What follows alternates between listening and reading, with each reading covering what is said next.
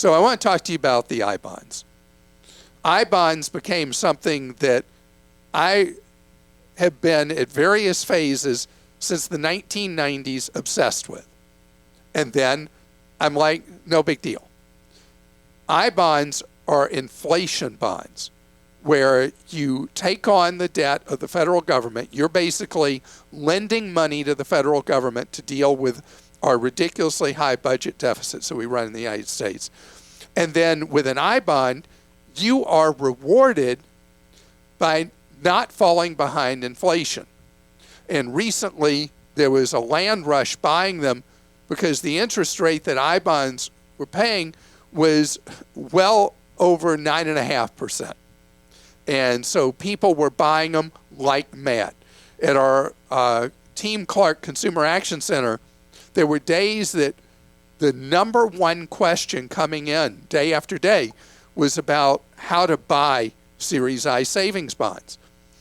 And in short, in the simplest circumstance, although there are ways to go outside the caps, you can buy $10,000 of these each year. So they were paying the 9.64 or whatever it was exactly.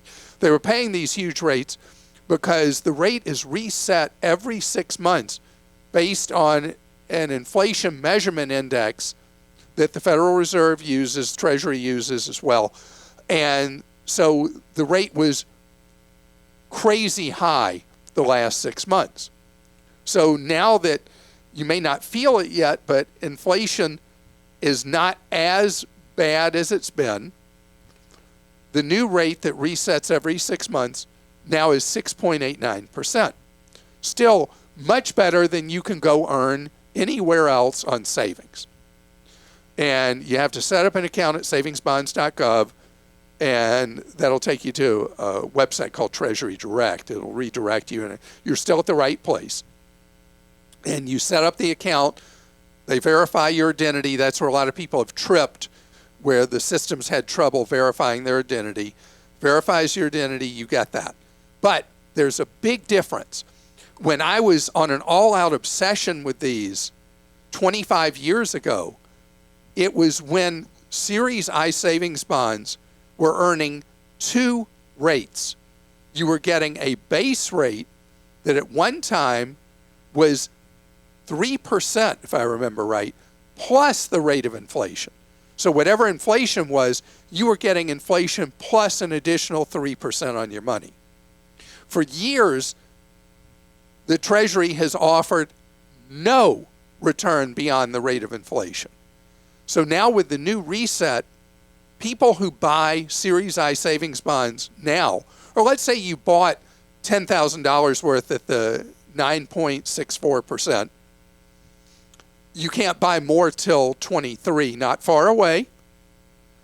If you buy more on those, yeah, you'll be earning over the next 6 months 6.89, nothing to sneeze at, but you'll also be earning an additional 0.4%, meaning that you'll always earn the rate of inflation plus an additional booster shot.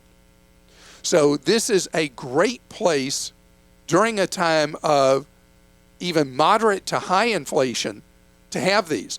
So the reason I didn't talk about Series I savings bonds for like 15 years is that interest rates were so low because inflation was so low on Series I bonds.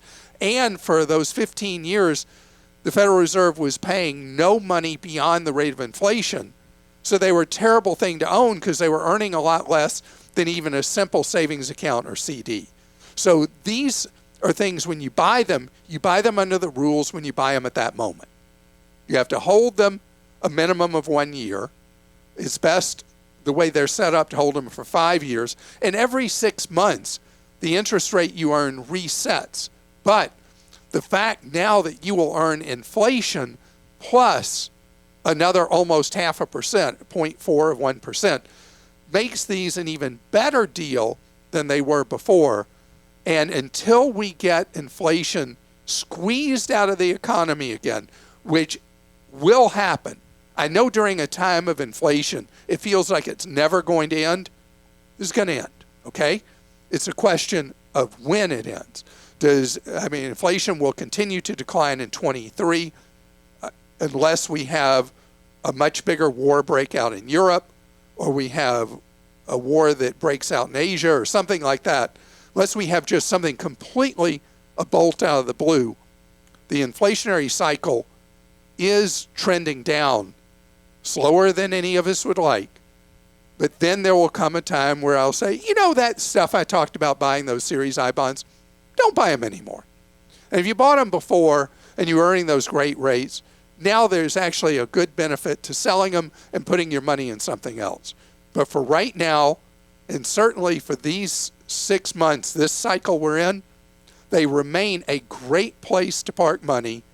And when the calendar turns to January, if you did what I suggested and bought them in 22, you hit 23 again, you can buy more. And you can buy up to $10,000 for each family member. And yes, there are tricks of the trade that people keep posting of ways you can go past the 10 grand. And they get a little esoteric, so I don't dwell on those. The most important thing is that this is better than having your money in a bank. It's better than having your money in a credit union. It's better than having it in an online bank. And so when am I ever going to say better, better, better? Still doesn't beat long-term investing.